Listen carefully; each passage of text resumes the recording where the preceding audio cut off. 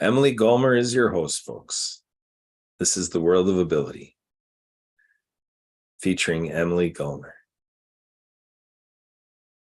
Emily Gomer is going to get our show started today.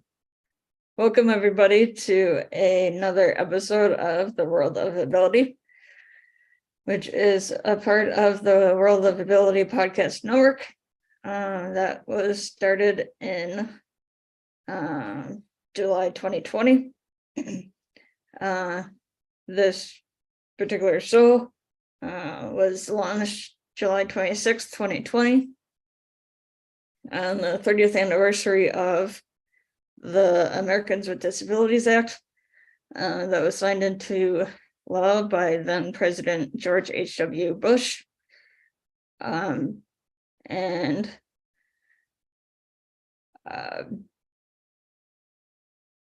So this show is the anchor show of the World of Ability Podcast Network. And I would like to give special thanks to Marcus Hart of Transforming Media, Jay Stoyan of the Disability Channel, Zach Clayton of the PAC Channel, and Lawrence Wingate of Wingate Studios for allowing us to have this show on all of their platforms.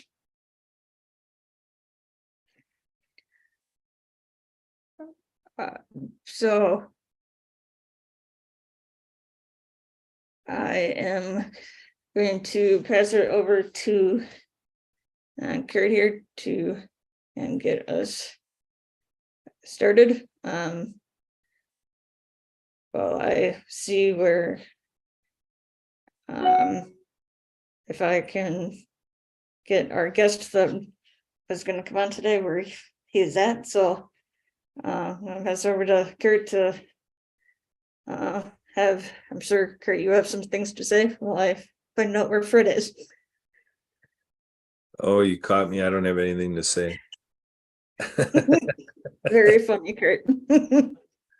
So I'm hearing that we're putting the guests in guests today. So we'll keep you on the edge of your seat for what may be evolving and growing as the show moves on, as we add that OMG EMG factor by Emily M. Gomer. And so the story goes that through the sport of water skiing, Sue and I and our daughter venture out to, bring inclusion to water skiing. It provided tremendous insights. And so it gives us the layout of the show that we do every Saturday. And then you might be watching it on a different day of the week as we restream it, and all these partners are rebroadcasting it for us. So happy weekday, weekend day, whatever is happening as you're enjoying the show. And but the layout is, again, we want to get the conversation started by factoring in where people with intellectual and developmental disabilities come in. For you, and then the deaf community, blind community, people with physical disabilities.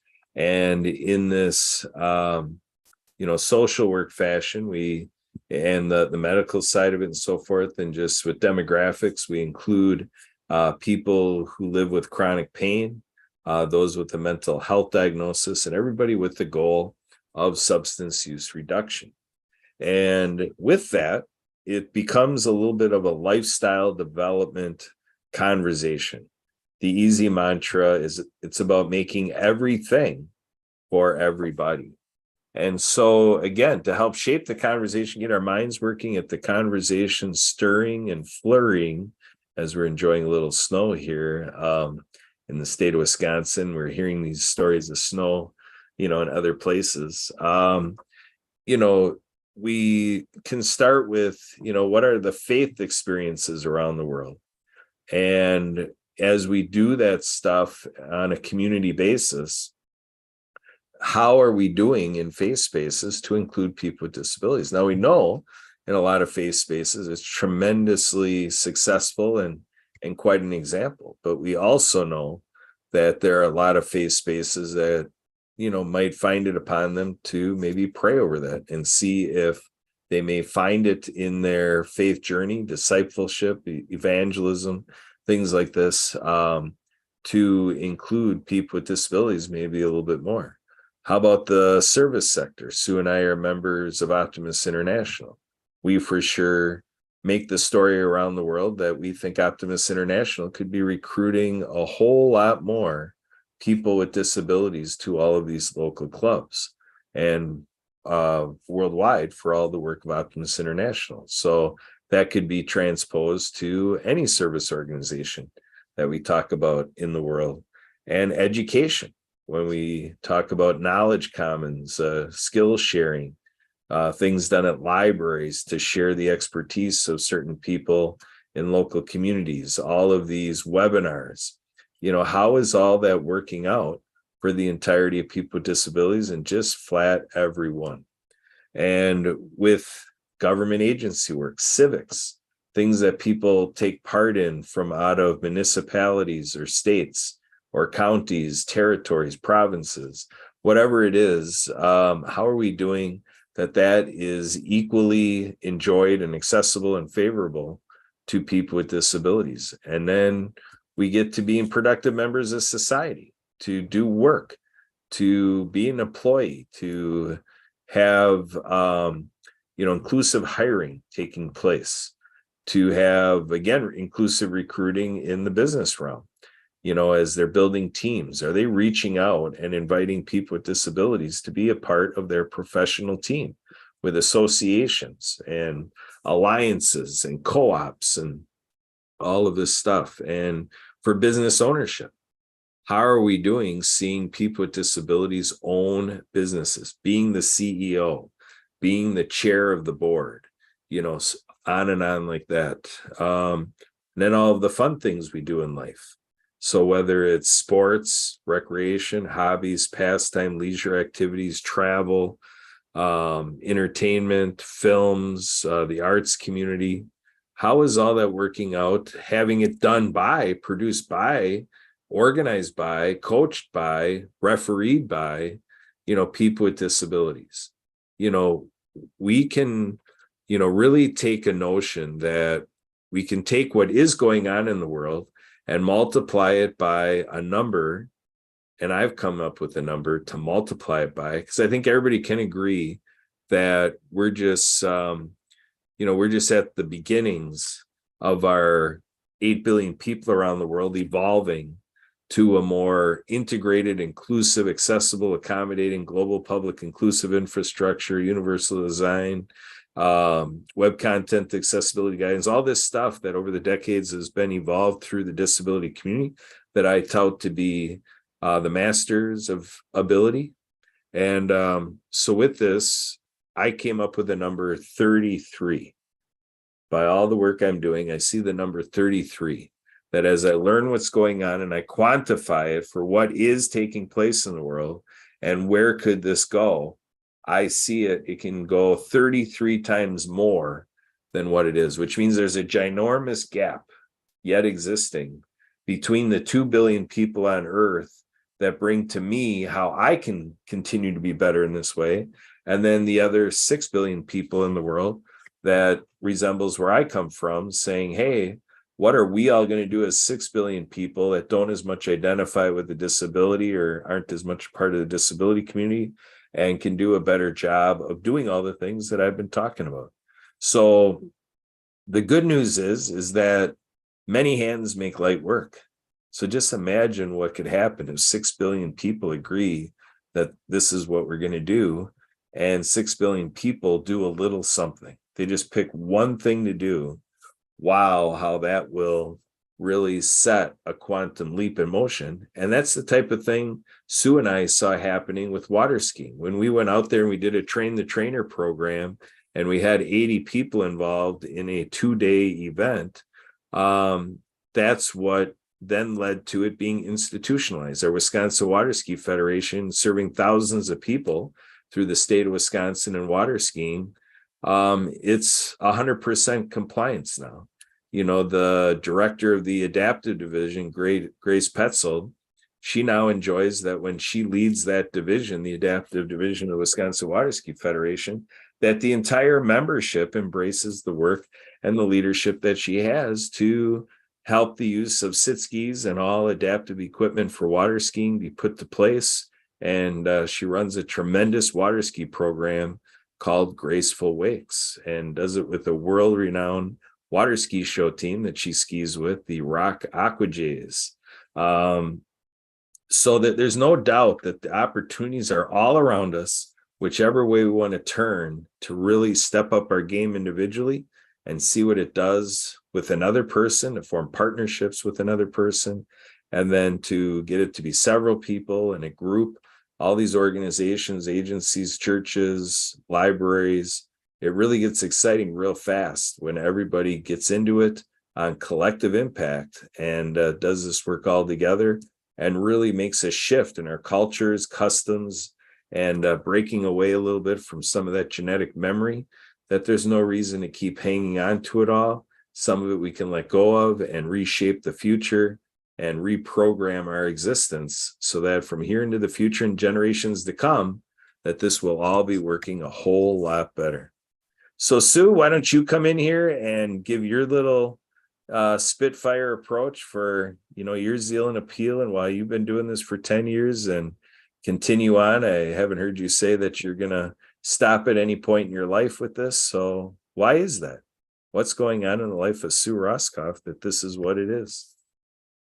Well, if you've ever been to one of our adaptive water skiing events or any adaptive water skiing event and could experience the joy, the excitement, oh gosh, I don't know if I have enough words to describe what is going on with our participants and what it means to them to be able to have the experience that we sometimes just take for granted. We are on a show ski team ourselves, and we get to ski twice a week, and we show up, we get to do our thing, we go home, and kind of take for granted that it's such an easy thing that we get to do this. When we do adaptive events and are having this opportunity that we end up creating, where folks that never thought that they could ski because of whatever reason, whether it is a physical thing or a mental thing, whatever it is that has been a barrier for them to not really consider something like the sport of water skiing as being something that they could participate in. And all of a sudden, here it is, there's a possibility that this is a real thing. They can ski, whether it's standing up or in a seated position. There's this thing called the sit ski that if you've been around us at all, you've heard of it and you're familiar, but if you haven't, it's basically, it is what it sounds like. It is a ski that is equipped where you are able to actually sit, and you have your feet are strapped into the front of the ski. You have a space that you sit in, and you ski in a seated position. So even if you have no use of your legs, or if you have no legs, it doesn't matter. You can still do this. So I'll just share one quick story that actually is going to stick with me. It has for a long time, and it means a lot to me. We had this was a particular day where I was in the boat. So you need to have somebody in the boat that is watching the skiers back there. And when it's time to land, the person in the boat's actually the one that releases the ropes into the water and everything, so that they land in the right place where there's helpers in the water to help get everybody out. And I know I'm glazing over a little bit here, but part of what stands out to me from that particular experience is that when I was in the boat, I had the mom of the participant was actually in the boat as well, and being able to enjoy basically the experience and the view from the boat of her son in the sit ski. Her son is an individual that has, I believe I'm not sure how verbal he is. He's on the autism spectrum, and I don't know him real well myself, just from being at these events. And very nice young man, not very expressive typically, and I'm getting some of this from what the mom had shared with me, that he doesn't express emotion all that much. And the comment that she made when we were in the boat was just, she was in tears because he was in the sit ski skiing out there with two standing skiers behind him, basically spotters, or we have side skiers that go with. He's in the sit ski and the biggest smile on his face. At one point, he put both arms up in the air because he was so excited and so happy. And her comment to me was that this is the only time that he ever expresses that type of excitement and that level of emotion and elation, and that this is the experience that brought that to him and made it so that he can actually express that. And it brought her to tears. She's sitting next to me taking pictures and just crying and smiling and happy. And that wouldn't exist if we didn't have these possibilities out there, and that we're able to share what we do like that and create. For us, it's actually not that hard to be able to create this experience of adaptive skiing. But for that particular person, that particular day, it was actually a life highlight at that point. So okay, you can tell I get excited about this because that's what this can do. And to be able to share that with somebody, why would I say I don't want to do this anymore? That it's something that I think we need to continue to create these experiences and opportunities for people. And that's just one type of thing that we personally have our fingers in. I know, Kurt, when you were talking earlier about what we do with sharing things, I know one thing that we want to talk about today a little bit is Mutual Aid Network and the community summit that's coming up.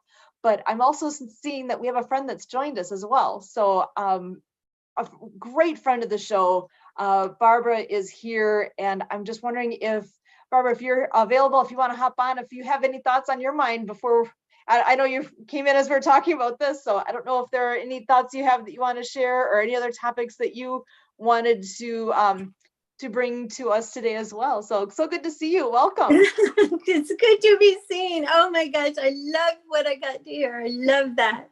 That was like the first job I ever had as a teenager, was working with children that were just in a situation where if they were going to make a party for, they call these poor kids, like the kids who were the most disabled or the most, were put in another room so they wouldn't like ruin the party or the people that are making the party. And I so always wanted to do something, to help, to help these kids, because there's people there that need to know about love and fun and community. And I'm so proud of you. I'm so proud of what you've done. I was really glad to hear about that. Thank you. Oh yeah, thanks. I love to share that story because that one hit me actually really hard, because like, wow, really, this, like I said, this is something that we just take for granted, that we get to do this all the time and have this kind of fun, and that we can make that much of an impact on not only the young man that was in the sit ski, but the mom sitting next to me too, that she can be in tears and having this amazing experience too. It's like, and that's going to have ripple effects. They'll be able to share that story as well, and how that impacts. So, and that's just one, that's just one person, one example. And that's why I get so excited. And I am passionate about what we do with this. So, and Kurt, if you wanted to hop back in, I don't know if you had any added thoughts that you wanted to throw in the mix with all that. Well, I just want to add in about, the community nature of this, the networking nature. I've told the story many times as being like, connecting the dots, the domino effect, the ripple effect, that when I really look at going back and I tell the story across the years and the decades and how everything, fit in and fueled the next thing. And it really gives an insight to extrapolate to say, like, now being on this show, the stuff we're doing right here and the work of the Disability Channel and what we do with Ability MK Now and River West Radio and the Mutual Aid Network and, with the Happy Neighborhood Project, an adaptive community approach program, ACAP in Waukesha, Wisconsin, where, They're serving adults with disabilities week in and week out, and the membership there. And, and we're able to have our strategic planning event and, our holiday party, and, just to see how that community element where everybody provides, a thread into the fabric of the tapestry and, weaving this together. And, that idea of weaving was brought to us, emphasized through the person who introduced us to Barbara, because, we did that Ability Fest event back in 2015. And at that event was a time banking table. And our friend Jill said, "Hey, Kurt, with everything you're trying to do, you should sign up for the time bank." And I'm like, okay. So I signed up for the time bank. And then we talked to our friend Marty, who is the guy who spurred us to do the radio show. And he spurred us to, kind of follow what he was doing, to learn about the work Stephanie Rearick was doing and, subsequently is doing. And, so then I looked into Stephanie and saw this video where she was interviewed and started to get a little bit of the aha moment about the mutual aid network. And one of the things that really struck me with the mastery of the mutual aid network when I connected to this, as a friend Helen, she was on the working board at the time. And she's the one that nominated me to be a member of the working board. And I remain a part of the working board. You know what? If you haven't heard the news from the months past, Emily is a working board member of Humans United and Mutual Aid Networks. So this thing just keeps evolving and growing. And with the Mutual Aid Network, the thing that really sold me out, like, this is a key. This is the stuff that is going to be the flagship of the difference we make in what we've seen through our water skiing, and where transportation is an issue and there's financial barriers and stuff like that, where we have the movie, film, documentary, Interdependence, where our friends are saying systemic oppression, the economic marginalization. And with the Mutual Aid Network, the facilitation of a common fund. So through the common fund, we can get commoners and people in mutual aid and in the sharing economy and paying it forward and charitably and philanthropy and so philanthropically and through church work, ministerial work, whatever it all is, throw this into a pot, kind of like when we did that water ski Train the Trainer. I went around to every restaurant in Madison, Wisconsin that was a part of the Visit Madison website and said, "Hey, we're doing this event. Would you want to sponsor the lunch?" Nobody wanted to take on responsibility of sponsoring the lunch, because to feed 80 people, it's like, whoa, for what it was a little much. But we went and we got a handful of businesses to potluck. And through it all, we had all of the food through the 2-day event, because we had several businesses pitching in. So through this pitching in and pooling and a common fund approach to have monetary resources aggregated, and through the governance of those monies, to be able to look at the opportunity to say, where there's aspects of adaptive equipment, assistive technology, and, like stuff that government does a lot of, but that there's a limitation. And even with all the nonprofits, like, all the gaps are not filled by a long shot. And so money, what's paid gets done. So where is this money going to come from? Mutual aid brings another way that we can work on filling the gap. People can pitch in money to be a part of a common fund. And then through that, perhaps orchestrating for people with disabilities funds to be able to maybe travel to one of our ski events. And we did an adaptive sports and rec expo where we had over 60 partners, 50 activities on the grounds of Nathan Hale High School in West Dallas, and all that stuff. And it all is great. But what if somebody doesn't have the funds to fill up their gas tank to get to our activity? Well, then we're stuck. But what if on the common fund, we could pull that money and make it available to fill that gas tank. And then with the potluck structure, is if somebody is, getting food from the food bank, or stuff like that, off of food stamps or the government benefits. And so it's just very limited on what can happen. But through potlucks and so forth, that kind of levels the playing field, that people come in and pitch in what they can. And if they're in a spot, if they're kind of caught between the cracks of capitalism and, the economic system and just how money is distributed, maybe a displaced worker, whatever it is, in financial planning, we would say that people, actually are just an accident away, from homelessness or poverty or, going bankrupt or things like that. So we need all of these tools to help balance, economics, to, mitigate circumstances financially and to make it more fair and equitable. And so a lot of these things are equity projects and social justice dynamics, because when you look at it, when you hear the stories of these people that fall through the cracks, you're hearing people who, are kind of that, mainstream type of person, maybe middle-class America, somebody who's got everything kind of falling in line, seeming to be set for the rest of their life.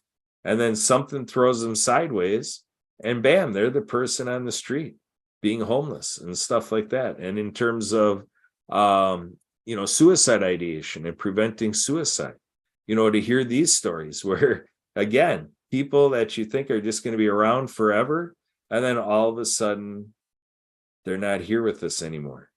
That all of a sudden the disease of suicide, that whole process of suicide ideation and the change to the brain chemistry and everything takes place. And next thing you know, they do the act. How many times in life do you do stuff and you regret it, and then you change your life so that you don't do it again?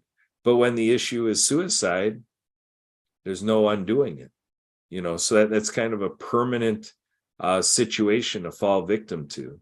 And so we all have to unite to make that happen. And sometimes the mutual aid aspect is just to be there to listen. Use these things on the side of the head, and then for those that are deaf or hard of hearing, just to be there and to communicate, to read writings or read a diary or something journalized, maybe an opportunity to teach somebody in suicide ideation sign language itself, because you got to figure out how to communicate sometimes when you're thrown into these circumstances. So all sorts of possibilities in this conversation. And since I opened up a can of worms, I'll give it back to you, Sue, to clean it up. What's next, Sue? Wow. Well, there was a concept here of hitting some highlights. There are some events coming up in the near future here, like in the very near future, in the next week or so. So I don't know if Emily is available and wants to come back on and address some of those, or if you wanted to hit the highlights. I think I see Emily is here. I'm going to bring you back in. And actually, Barbara, I'll bring you on screen here as well. And just if you have anything to add, by all means, hop on in here. But Emily, if you wanted to share a little bit about what is the Mutual Aid Network and what is the event that is coming up? And Kurt, please add anything in here. But the Mutual Aid Network, for those who have not ever heard of it, it's another form of, why am I keep forgetting words? It's another form of economic thing going on. And it's basically it's helping people, but not always through a financial, like physical money means of doing things. Because there's time banking, which is like crediting like human hours instead of any other way. Kurt, will you please add to that? there's eight things that make up the mutual aid network. But Garrett, will you add to my description, please? Yeah, obviously we've been through this dynamic before.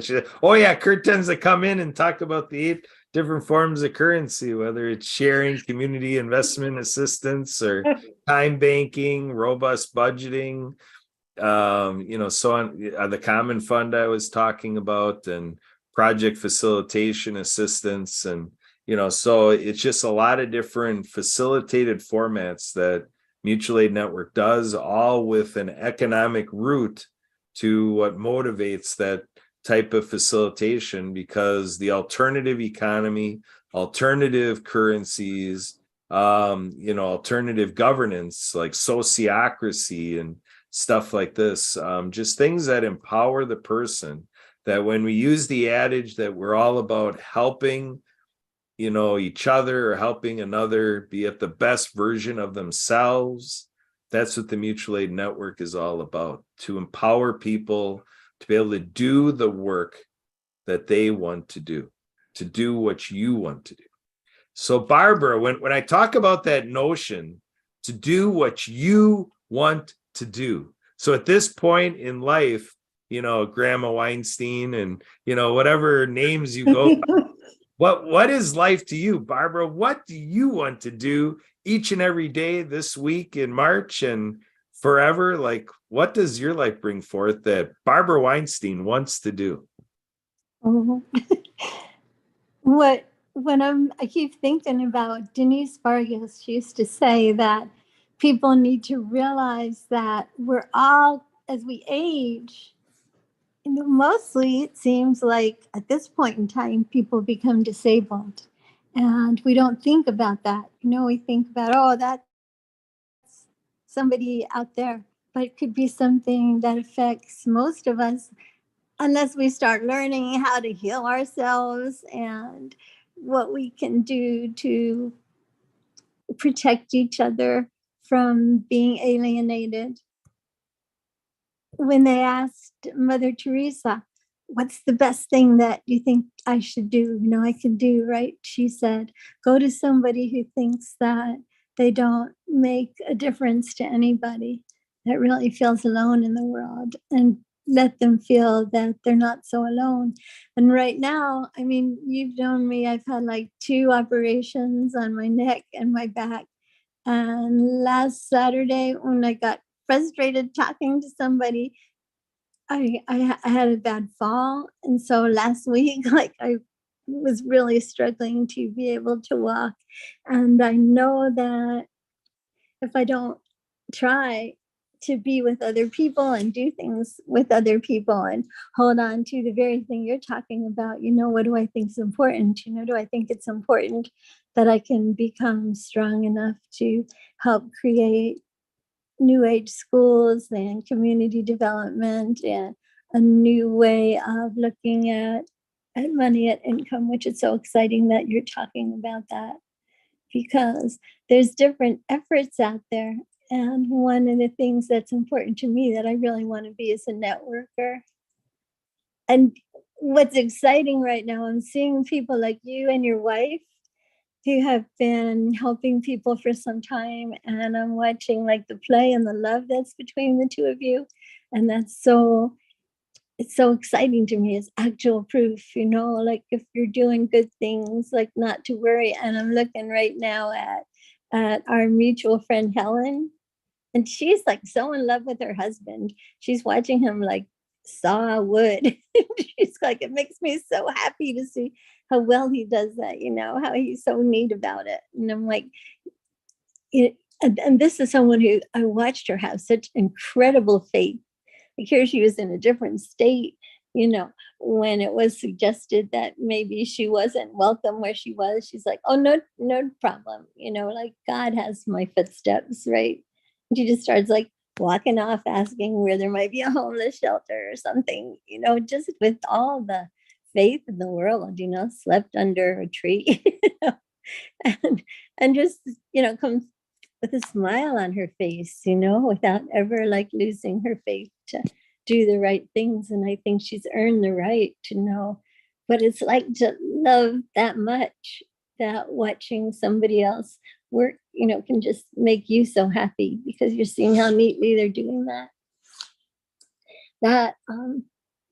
I'd love to document that. I want to show people that it's not foolish, to love or to be charitable or, to put your time into helping other people. It seems to actually build what love is, person to person individually.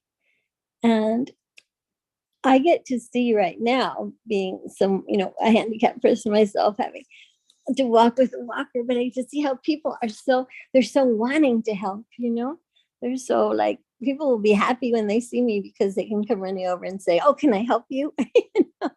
And I see that all the time. And I see, people, they want to be helping somebody, but like what you said, if you ask, well, can you move into my house? They might not be able to help that much, but they want to help. And when you said you got all the food that you needed by just asking, well, can you give some, bringing people together like that? What I want to do is to bring this intelligence more and more, what I get to see into the light, the consciousness of many people. Kind of like, Shel Silverstein's book, The Giving Tree. You know about that book? It's a children's book. I've heard of it. I don't remember much about it, but yeah, I know I've heard of it. It is funny. It's like, one like beautiful idea, it's a little children's story, like how it can go around the world, the idea of where Santa Claus came from like one person that really cared about this poor family and didn't want to embarrass their father, and that's when people dried their socks by the fire and they just have a door and a place for the smoke to go out on the top of their homes where they were living. And this idea that these girls couldn't get married unless they had dowries. And so he snuck up and threw money down, when the fire went out in the chimney, so they'd find it in the morning. And that was such a beautiful idea. It was such a beautiful thought. And people didn't know where this was coming from. It would be like happening on Jesus's birthday, and they weren't really sure where it was coming from. And then when this man died, they realized that this person, Nicholas, this is how I heard the story, had been doing this. And they said, let's just carry this like around the world. This is such a beautiful thought, a beautiful idea. Want to help put those ideas out there, so people are like, oh man, that's a no-brainer. Let's do this. And I want to help understand why people don't move ahead when something is so much a no-brainer. My friend who got his home, and I know I want to talk so much and I'll use up too much time, but let me say this one last thing. He went and he got his house made solar because he found out the government will help right now. So it doesn't have to, cost a fortune. So it becomes affordable that you have government help to make your house solar. And then he was able to get an electric car and he can fuel his car through his solar energized house. And he invited all these people, who were like doctors and therapists and all these things, like what he does, and he's going, look, this is a no-brainer. And then 5 years later, he's noticing, why didn't anybody do it? I was showing them this is like a smart thing to do, So yeah, to try to understand, why it's hard to move some of the best ideas into consciousness. And it has to do, my brother's doing studies on that about for global warming. He said that Abraham Lincoln went to Harriet Beecher Stowe and said, oh, you're the woman who wrote Uncle Tom's Cabin. He said, so you're the little lady who created the Civil War. Because to move people's hearts, to help them move their energy, a lot has to do with getting them involved personally with a character that they could relate to, that they could love. That art can like move mountains when as we start understanding how that works. So I said that. And I was always asking Kurt, did that make sense to you? Did I just communicate to to you because I know what I want to say. I know there's intelligence behind it, but sometimes I have trouble communicating that to others. The connections between the thoughts. And I'm working on it. I'm in 2 Toastmaster clubs and and I'm not quitting anything that I do. I got to be in the ocean this morning. I'll have to send you a picture, with the help of 3 people. A beautiful young lady kickboxer, my friend named Goddess, who she and her husband brought laughter yoga, and a great photographer friend named Jay. So yeah, when we're working together, and when people ask for help, don't be afraid to start conversations with people and tell them, what you want to do, what you need, because people want to help. They really do. Just can't make it too threatening. I'm sorry. I like to be at the ocean right now. You should come visit. You should. I have extra room here right now. You're welcome. And I'm sure Kurt and Sue would like to come visit and do their water skiing out on the whatever. Yeah, Around on the ocean. that would be nice. That would be wonderful. I'd love to have you guys visit. And right now I can afford that.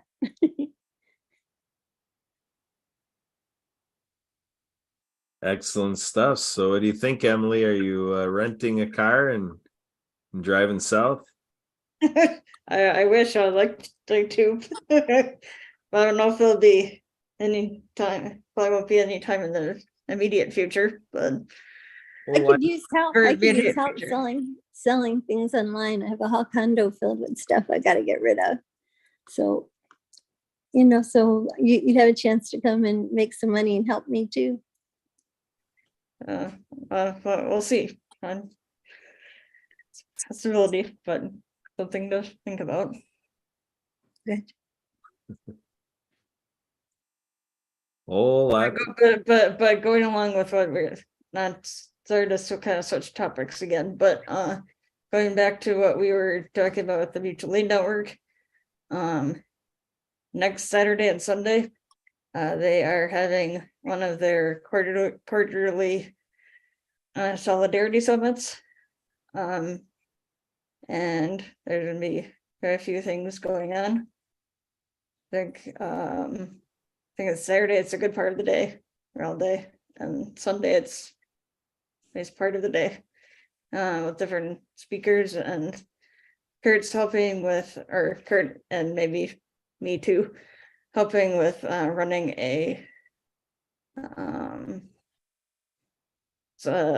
exercise. Kurt, you want to explain anything about the summit in general, or what we're the exercise that we're going to help with?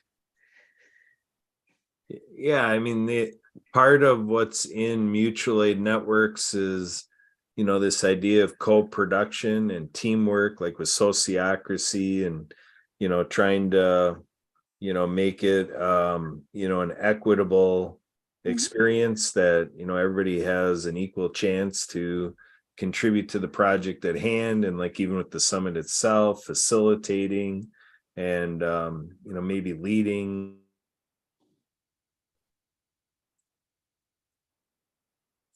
Wait, I just lost you.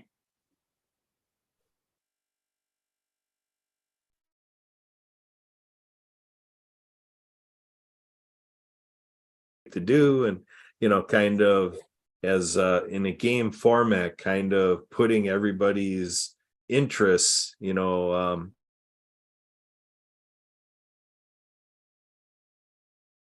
Actually, your sound keeps cutting out. It was fine until like just now. Yeah, I'm not sure what happened with our sound. okay. So Well, are you guys able to hear me okay right now? Yep, Yep. we can hear you. Okay, because I did just look up online. You can easily find information just going to Google and type in Mutual Aid Network Solidarity Summit, and it pops right up here, March 18th and 19th. The summit theme is deep and wide, and I'll just read a small piece of this so that you guys can get a flavor of this. It says, we'll enjoy the opportunity to both expand and deepen our networks. Saturday will focus on current partners and local work. Catch up on recent progress, update action maps, solidify networks and plans, and how we can showcase everything the next day when we'll invite more of the public. Saturday, it's broken down into timeline here, so you know exactly what's happening throughout the day, and it's all on Zoom, so you're able to participate from wherever you are.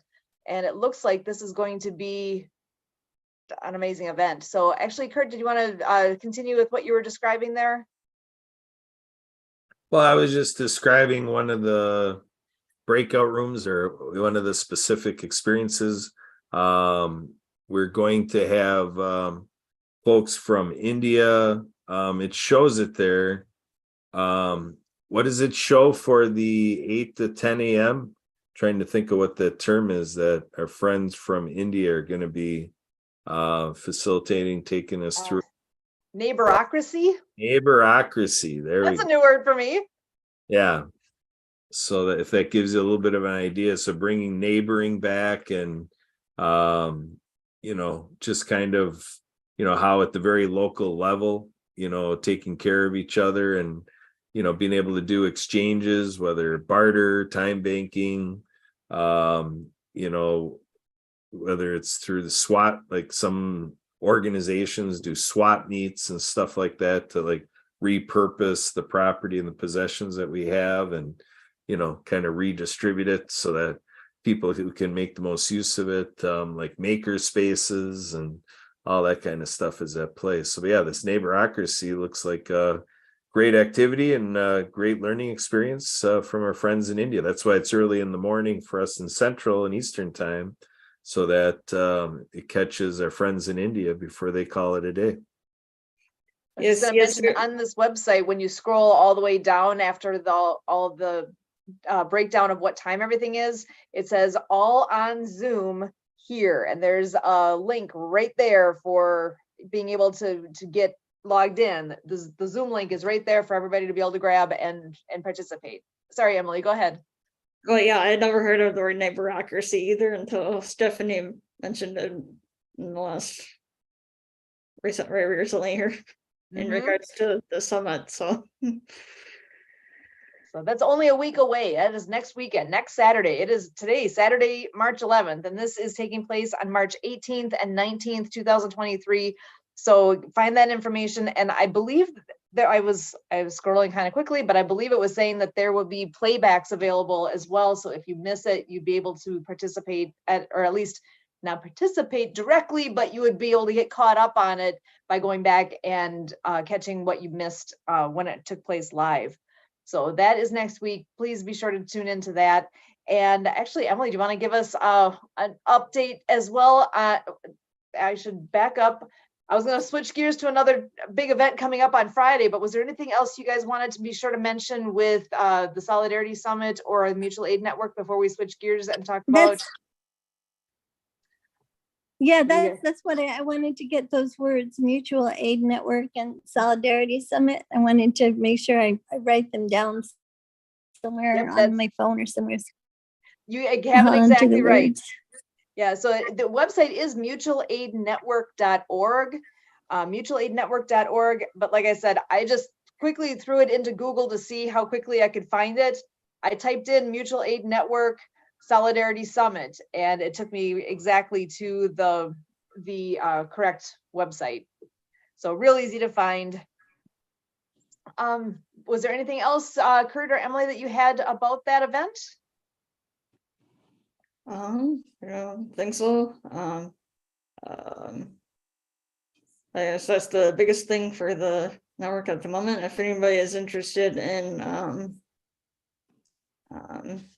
either joining the event or joining the network in general, you can go to that website Stu was talking about, or connect with one of us, and we can get you to the right spot as well. Awesome. Well, I'm going to switch gears then and make it known that there's another big event happening. this coming Friday. Now we all know Friday is St. Patrick's Day, so it makes it easy to remember. Friday, March 17th, there is a great event coming up called the International Day of Happiness. Now, to be technically correct, the actual International Day of Happiness, I believe, is the following, it was either Monday or Tuesday, but there's a massive event going on that is sponsored by the Happy Neighborhood Project that is happening on Friday. And actually, I'm going to throw this back to Emily. You know all about this. Why don't you share with everybody, what is this awesome, amazing, huge event that's coming up? Well, the official day is Monday, March 20th, but the Happy Neighborhood Project decided that they wanted to celebrate it the Friday before, which lands us on St. Patrick's Day this year.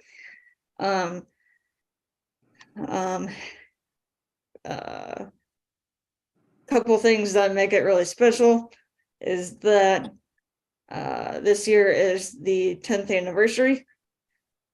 So this is our 10th one, which is pretty amazing. Also, we are looking to break the Guinness Book of World Records of the most people speed networking at one time. So just for everybody out there, just think what it would be like to say you were part of a record-breaking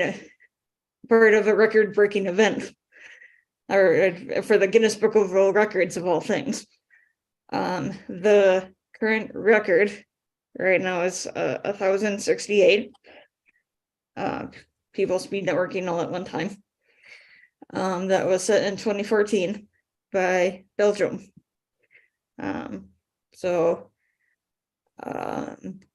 Please join us if you are interested and available.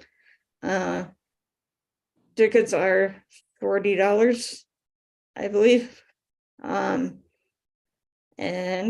you can go to the happyneighborhoodproject.com/IDH to get your ticket. The event lasts from 9 a.m. to 3 p.m. Pacific, which translates to noon to 6 p.m. Eastern. You do not need to be on the whole time. You can come and go as you please. It is on the platform called Hopin, not Zoom. It's Hopin, which I've used for a couple other things just recently as well. And there'll be speakers, entertainment, prizes, giveaways. There's several vendors that'll be there. So just an all around fun event, and relatively high, I'm sure, meet a lot of new people and hit new connections. And Jared, do you have anything you want to add about this noteworthy event? Well, we basically are doing this through the Happy Co-op. You can find the Happy Co-op through happyneighborhoodproject.com, hmpabc.com, both the same homepage, and on there you can see information on the co-op. And the Happy Store through the co-op keeps getting more and more exciting. We just had announced that worldwide yesterday that we have another sponsor. So basically get into that Happy Store and see how we have another happy deal going on with the Happy Co-op. So very fun and exciting, rewarding work, spreading happiness around the world and partaking in the happiest place in the world for business people, zip code HAPPY. So Sue, you're all about do what makes you happy. So now it's your turn. Do what makes you happy. Back to you. Well, I pulled up again. I'm like the detail lady here. I pulled up the website and just they have a nice brief synopsis of what to expect. It says, what is the International Day of Happiness? So like you said, back in 2012, We supported the movement with the United Nations to make March 20th an international day to celebrate happiness. It's going to be a virtual event this coming Friday on the 17th, a virtual annual event where business meets happiness. It was created to bring happy and positive entrepreneurs together to network, learn from speakers, and spread happiness. In just a few years, the HMP's International Day of Happiness event is the world's most happy business event. And we are looking to make history and break that Guinness Book of World Records with the largest speed networking, in which the details you already hit. You'll be able to build relationships, build your brand, and build your business during the speed networking session. Why attend? Number one, mega speed networking. Build your network with hundreds of happy business people. Next is the giveaways. There's going to be a chance to win cash, a brand new Dell laptop, and more just by attending. Also, there's educational business speakers where you're going to expand skills from industry experts. There'll be happiness exercises, boost your happiness, and learn from happiness experts. And again, it is Friday, March 17th from 11 to 5 Central. We're Central time zone here, so it's 11 to 5 our time zone. And it is held on that Hopin, Hopin, Hopin.com website. So if you go to happyneighborhoodproject.com and get registered through there, it will give you the link to go directly to this event. So looking forward to that. It's going to be a lot of fun and a lot of excitement. Kurt, any last thoughts from you before we wrap up today? Well, I welcome people to contact me if anything came up and we fell short of everything you wanted to know or questions came up for you. Feel free to reach me, Kurt, K-U-R-T, at thedisabilitychannel.us, and feel free to give me a call or shoot me a text, 262-372-1754, and make sure to check out that website, thedisabilitychannel.ca. Awesome. And Barbara, we always are so grateful for you being here and bringing your wonderful perspective and stories and everything that you share with us. Thank you so much for being here today. And we look forward to having you back with us again, hopefully next week in the near future. And thank you so much. Thank you for saying that.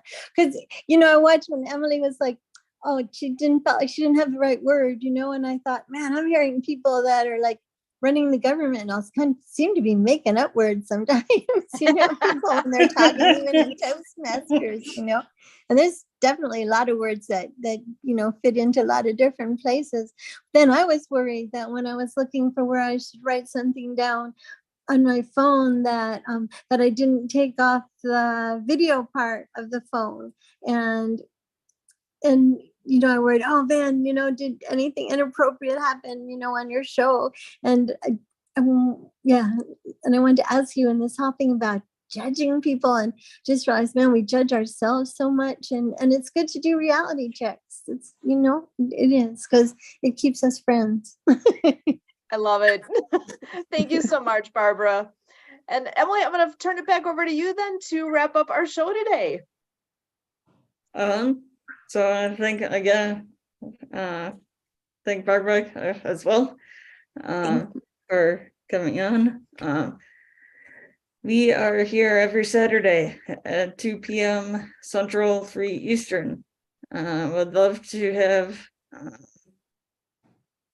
all of you out there to come on one of our shows if you are interested and available. Just let us know when you'd like to come on. And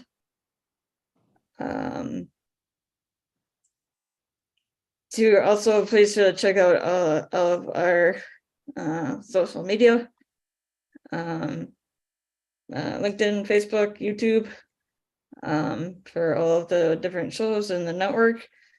And like, subscribe, share, comment.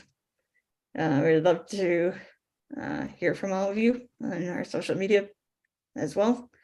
And again, thank you to Marcus, Jay, and Zach and Lawrence for allowing us to put those out there to more people.